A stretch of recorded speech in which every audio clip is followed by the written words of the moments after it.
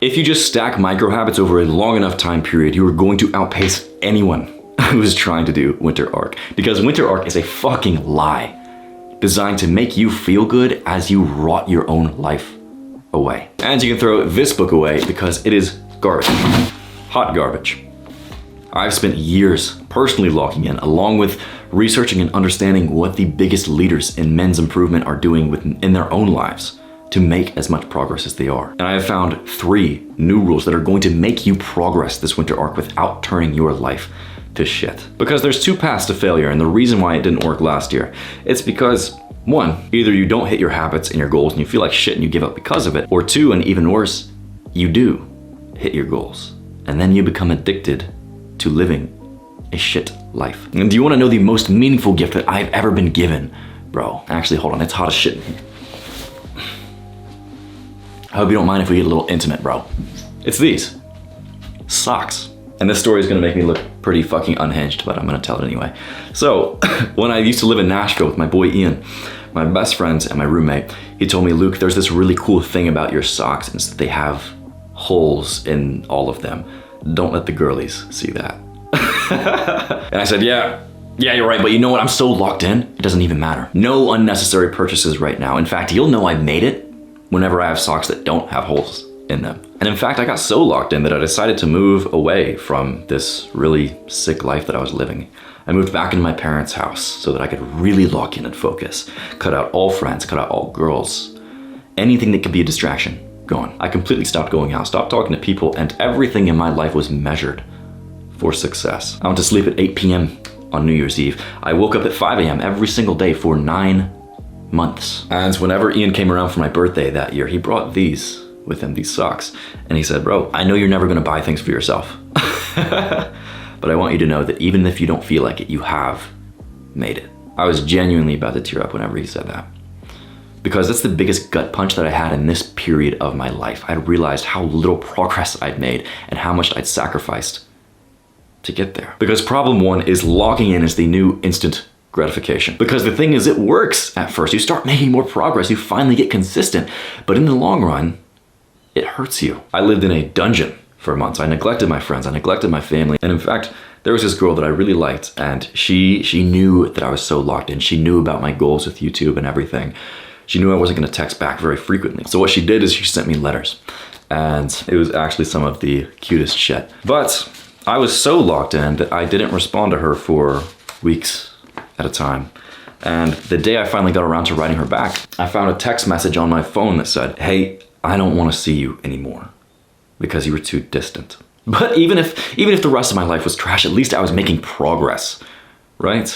Problem number 2 is that locking in creates a machine. When you're focused on the body that you want, the money that you want from your hustle, the looks that you are going to get from other people whenever they can see how changed you are in a 3-month period. When you have the goals and habit trackers up on your wall to make sure that you can motivate yourself to cut out the pain, and along with it, any other emotions too. When you get this deep in, you lose this spark of humanity. You've created a machine, and machines are awful at creative tasks. Just trying to ask GPT to write you a story, bro. There are actual studies that show that artists who are commissioned beforehand make worse art. Think about this, bro. You used to be fascinated by the world and how it works until you went to school, where learning and understanding the world became measured, rewarded or punished by grades. It is scientifically proven that external motivation kills any internal drive that you have to do the things that you once loved to do. But it was gonna work for me because I had the vision boards planned out. I had the habit trackers,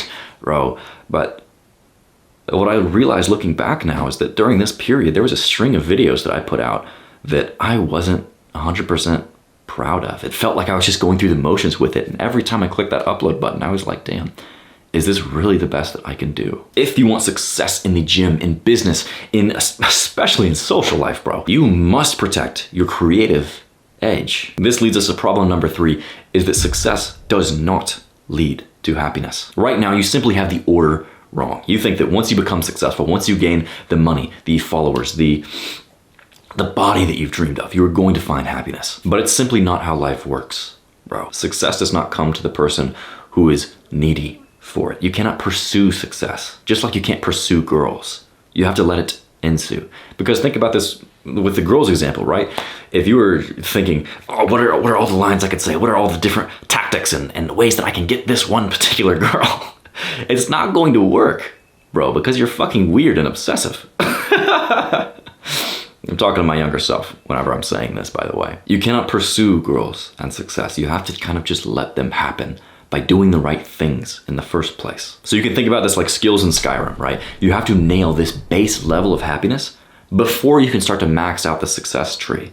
Then you can max out the success tree. Then you can max out the happiness tree afterward. But you have to have this base level first. And this metaphor is fucking perfect because Naval Ravikant, who is basically this guy who is super rich, super wealthy, angel investor, also super freaking happy. And you don't always find that combination together. He fucking preaches in his Twitter rants that happiness is a skill like anything else in life, and it is prerequisite to success. So we're going to get you ahead this winter by protecting your creative edge, specifically by developing the skill of happiness. And when you look at the people who have been popping off over the past few years in this space, David Goggins, Hamza, Alex Hormozi, all of them don't do arcs. All of them follow the idea of continuous self-improvement. In fact, Hormozi won't even skip a workout. He won't cut a workout short just because it makes him happy. And I was like, why am I sacrificing one of the only 3 things in this world that I know that I enjoy to get something that I hoped would buy me the freedom to work out as much as I wanted whenever I wanted? Introducing micro habits that you can keep up with for the rest of your life is the key to not falling off or ruining your happiness. The point is, don't have a winter arc. Have a gym arc, then a diet arc, then a cooking arc. All where you focus and learn each skill one by one. So here are the 3 new rules for winter arc that are actually going to make you progress this season. Rule number 1 is 1 habit at a time. Whenever I first started getting into self-improvement in 2019, I know I'm old as fuck. I wanted to write and produce an album. I also wanted to become a bodybuilder. I also wanted to learn how to cook, how to do poetry. Do you want to know how long it took me to get into the gym? 3 years. And it's because of this idea by Greg McKeown. He wrote this book, Essentialism, basically very smart dude, and he studied a lot of successful people and has found out that the way you gain success in any one skill is by devoting just a period of your life of intensity to it, right? Whenever you try and split your focus between a bunch of different areas, you make only tiny amounts of progress in any of them. But whenever you dial in and focus on one area, you make exponential progress. And then once you have this habit down, once you have the skill down, it takes barely any work to keep it up. Which leads us to rule 2, do not move on until mastery of the habit. You want it to feel so easy, so consistent that you don't even have to think about it, like brushing your teeth is now. If you really think back to when you first learned it, you had to think about brushing your teeth. It felt weird at first. You had to figure out how to do it. But now, it's like you don't even think about it. It's just something you do before you go to bed. The thing that finally got me into the gym and making progress wasn't trying to tackle every part of fitness at once. I learned how to do exercises. Then I learned how much of these exercises to do. Then I learned what dieting was. Then I learned how to cook. Each of these separate chapters of my life. Once I nailed one, then I moved on. And once all of them came together, I started making progress consistently. And now it's like I almost don't have to think about it, right? I already know the exercises to do in the gym. I already know how to eat to make progress. And I can focus on other things. It takes like a couple hours of my week, and I'm going to be consistently building muscle and cutting fat the rest of my life without really doing any effort towards it. Because again, it feels so simple and natural to me as brushing my teeth. Rule number 3 is prioritize correctly. Instead of dialing in and focusing only on work and getting one goal accomplished, you have to set up priorities in your life. Otherwise, whenever your basic needs aren't met, just like think of the Sims, bro. You have all these need bars that you have to get fulfilled.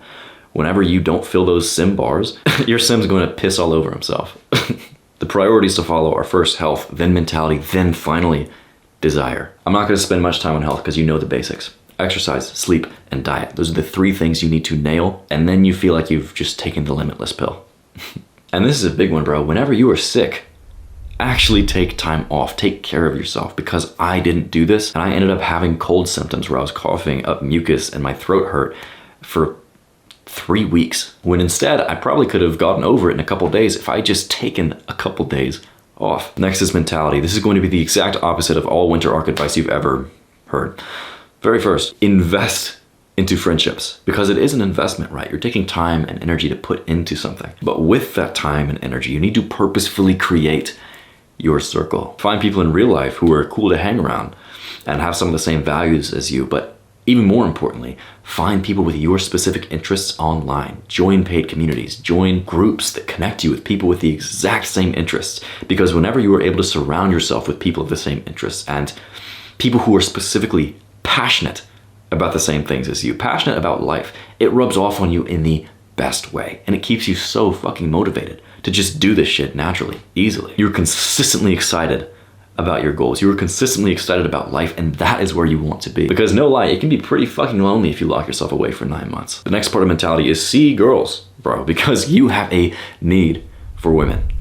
Not just a want, a fucking need for sex, for love, for intimacy. It's literally placed on Maslow's hierarchy of needs next to shitting and eating. So of course, don't spend all your time chasing girls or trying to get tail, but embrace that you have a need for the feminine, bro, and it's going to inspire you rather than hurt you. By the way, speaking about pulling girls and becoming social as fuck, if you want your life to look like this, you can hit the first link in the description. The last part of mentality is invest into your environment. Whatever it is that is now your essentialist focus. Invest into the environment. Meaning, if you are starting to go to the gym, invest into gym clothes that are actually good to wear, that feel nice, that make you feel good. If you are going to be working on your laptop every single day like me, I invested into a monitor, into a keyboard that's fucking sick. I bought flowers for my room, bro, so that I don't just live in a dungeon anymore. What you do when you invest into your environment is you make it so much easier to do the good habits you want to do anyway. It's easy for me to work now because my keyboard lights up and feels good to tap. Your last priority is desire. Actually doing the damn thing. Working on something that you are passionate about every single day. And if this isn't your job, do it enough until it can become your job. Because the creator economy is opening up with ChatGPT taking away the jobs that are going to be tedious and menial.